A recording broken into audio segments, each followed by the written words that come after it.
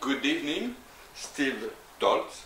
Thank you for having accepted this interview with Lecturama Tefar. We are pleased to ask you a few questions regarding your book Vivant ou est ta victoire, recently published by Édition Belfond. Pourquoi avoir voulu écrire sur des losers?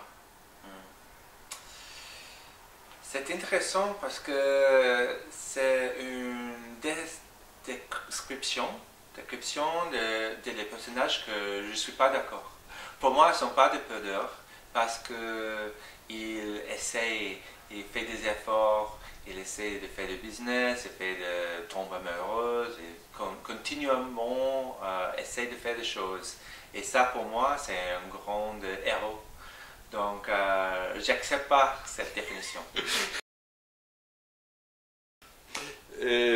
Alors, pourquoi pousser à l'extrême cette malchance au risque de paraître un peu exagéré? Parce que c'est une bonne question.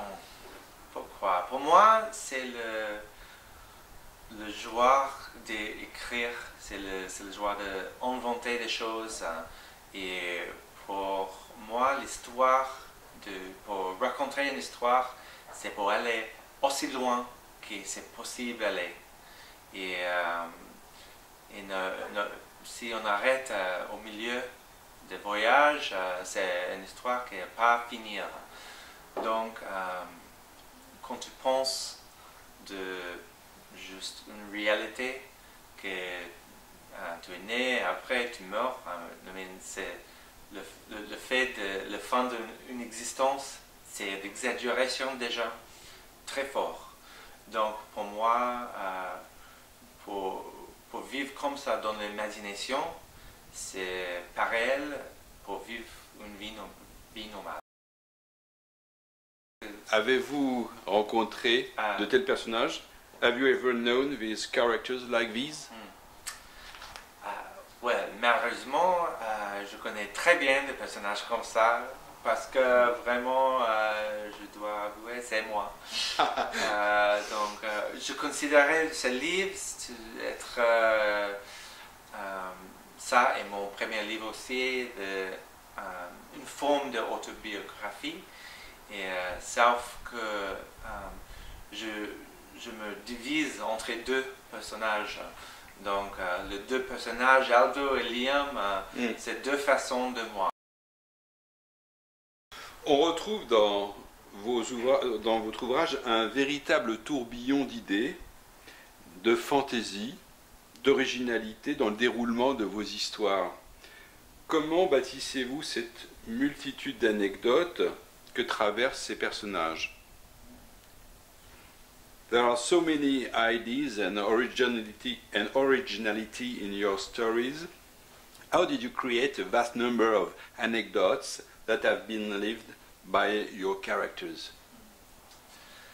C'est vraiment difficile à répondre à cette question parce que c'est exactement si tu me demandais, si je te dis un matin, je te racontais un rêve que j'avais le soir avant, la nuit avant, ouais. Et tu demandais comment tu pensé de ce rêve. C'est pas quelque chose de conscient, c'est quelque chose qui m'arrive pendant l'activité d'écrire.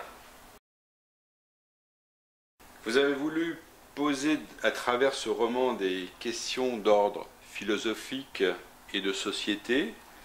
Quelle est pour vous la question qui fait le plus débat?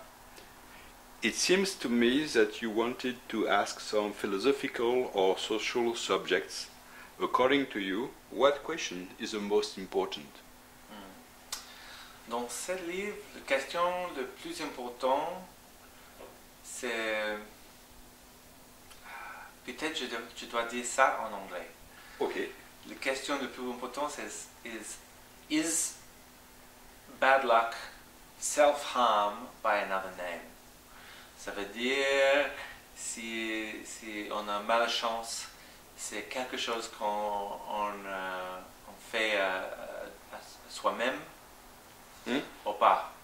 Et ça, c'est la question, parce que en fait, je parle dans le livre de l'idée de souffrance et l'absurdité de l'endurance. C'est aussi une question que je veux parler. Aussi de l'obstinence d'un caractère de quelqu'un. Ouais, c'est des choses... L'obstination. Ouais, l'obstination. Parce qu'on dit souvent que quand on a une expérience traumatisante, quand on change notre personnalité. Mais mon expérience de ça, c'est on change un petit peu. Mais normalement, c'est le caractère qu'on a avant le grand événement.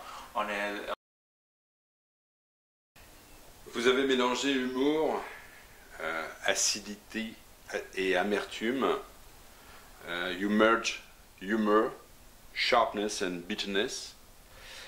Un cocktail qui tourne à la mélancolie, une profonde tristesse, une réflexion sur la vie qui nous dévore, où chaque nouveau jour constitue une victoire. A cocktail of melancholy, deep sadness, life, reflection, which devours us, where every new day is considered as a victory. Is this sentence a state of optimism or pessimism? It's in your book. Ouais. Every day is a new victory. Ouais, exact. Pour moi, c'est peu importe si on est optimiste ou pessimiste. Parce que, en fait, les résultats, c'est le même. On va tous mourir. L'existence s'en fout. Ou on sourit, ou on pleure. Mais quelque chose que j'ai appris pendant le voyage, c'est que si on est optimiste, ça aide 2%. Et donc, juste un petit peu. Donc, you might as well. Vous avez pris soin tout au long de ce roman de surprendre le lecteur à chaque page. Vouliez-vous placer le lecteur dans une situation aussi inconfortable que peut être la vie? You were very careful during this novel to surprise the reader as every page. Did you want to make him as uncomfortable as life could be? Oui. La vérité est que l'autre thème du livre, c'est l'état d'épuisement. Et en anglais, je vais dire, it's difficult to write a book about exhaustion without exhausting the reader. And that was a difficult creative choice that I made to not have it easy, because then I could not fully convey the theme of exhaustion and difficulty. Parce que moi, j'étais inspiré par mon expérience. J'étais paralysé, j'étais dans une chaise roulante.